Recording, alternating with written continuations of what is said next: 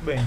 Então, o objetivo dessa aula aqui é encontrar a equação diferencial que descreve o comportamento desse sistema e achar se existe uma solução x de t, que acontece com o deslocamento x conforme o tempo evolui.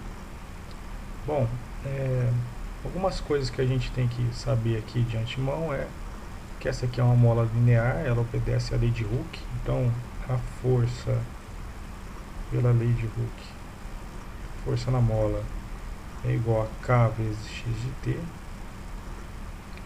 e a gente pode encontrar a equação do movimento para esse sistema usando a segunda lei de Newton, no qual, se eu considerar que o x positivo é para a direita, então se esse corpo se mover para a direita, a mola vai então fazer uma força contrária ao movimento para a esquerda, e o valor dessa força é menos kx de t.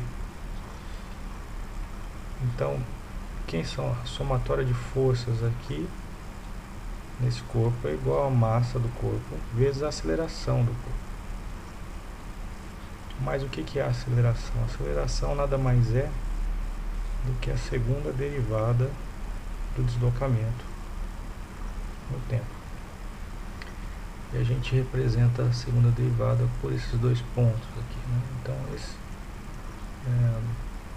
aqui representa a segunda derivada da função de x de t em relação ao tempo. Quem que é a força então que existe aqui? É menos k vezes x de t igual a m x dois pontos de t.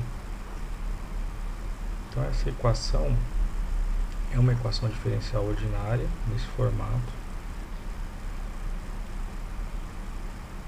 no qual temos a função x de t e a segunda derivada dessa função. Então a solução de uma equação diferencial ordinária é tentar encontrar qual é a função x de t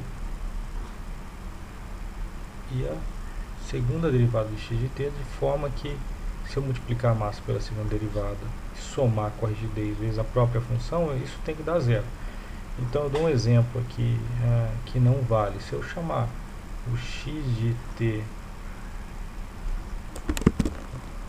de t ao quadrado, então a primeira derivada de x de t é 2t e a segunda é igual a 2. Se eu substituir esses valores aqui na minha expressão, o que eu vou ter? M vezes 2 mais kt ao quadrado igual a zero. Veja, isso aqui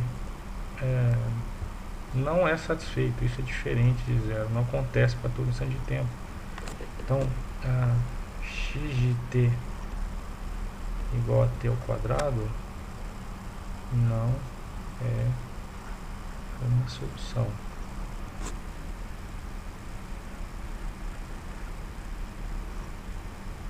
Como encontrar uma solução? Bom, a solução, uma forma é tentar usar uma função harmônica, por exemplo, cosseno, né? Nesse caso a gente pode tentar usar o x como uma amplitude, vou chamar de x maiúsculo, cosseno de uma constante vezes o tempo. Então a primeira derivada desse vai me dar o x ponto, que é igual a menos ômega x seno de ômega t.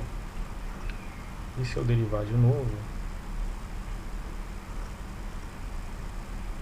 eu vou ter que o x dois pontos é igual a menos ômega ao quadrado x cosseno de ômega t. Então eu tenho que substituir esse termo e esse termo nessa expressão aqui.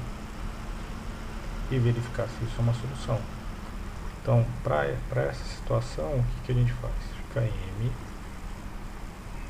no lugar de x de t, eu vou colocar x dois pontos, eu vou escrever menos o ômega quadrado.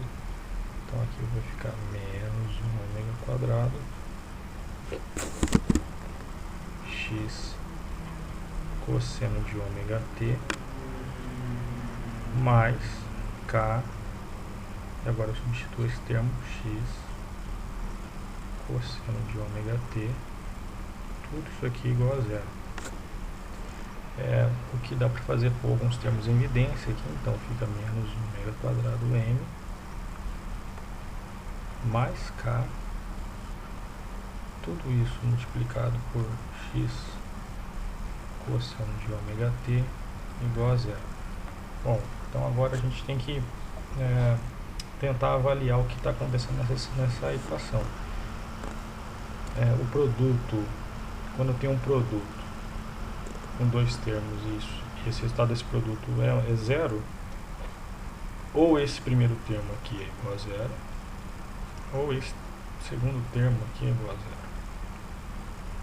Bom, o x não pode ser zero, porque se o x grande for zero, quer dizer que a minha função aqui, x de t igual a zero, que é uma solução trivial.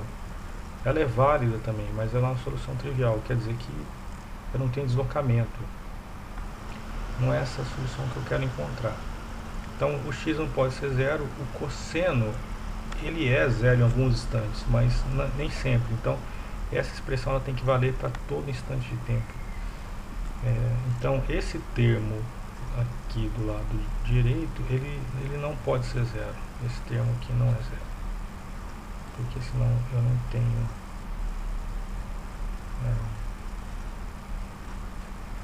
a minha solução. Ele pode ser zero em alguns valores de tempo, mas nem sempre vai ser zero. Agora esse termo, menos ômega quadrado vezes m mais k, ele pode ser zero quando? Quando o ômega for igual a raiz de k sobre m, e sx, então, esse ômega representa a minha função x de t como uma amplitude vezes o cosseno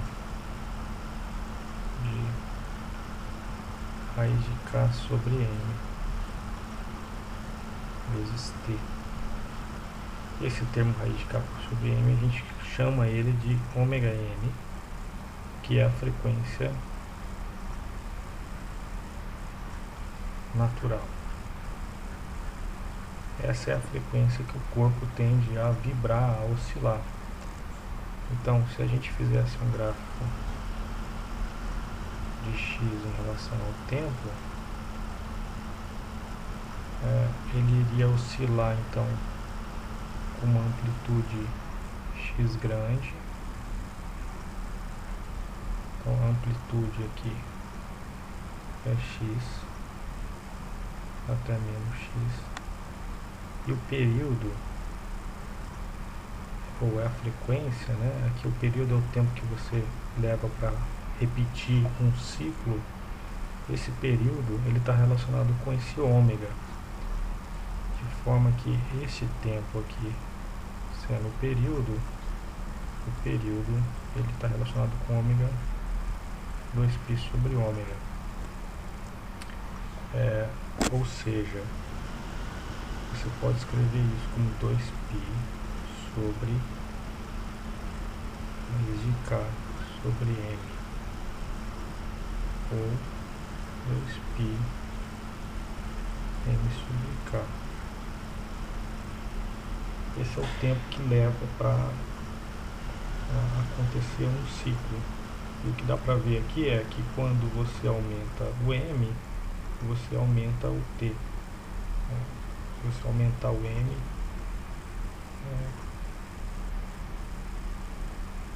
esse período aqui vai aumentar. M aumentando. E se você aumentar o k,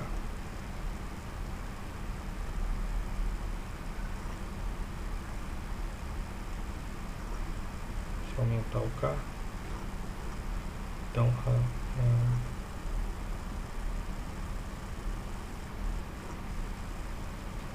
o vermelho, então, é quando você tem o K aumentando. Então, talvez esses conceitos a gente volte a vê-los numa outra aula.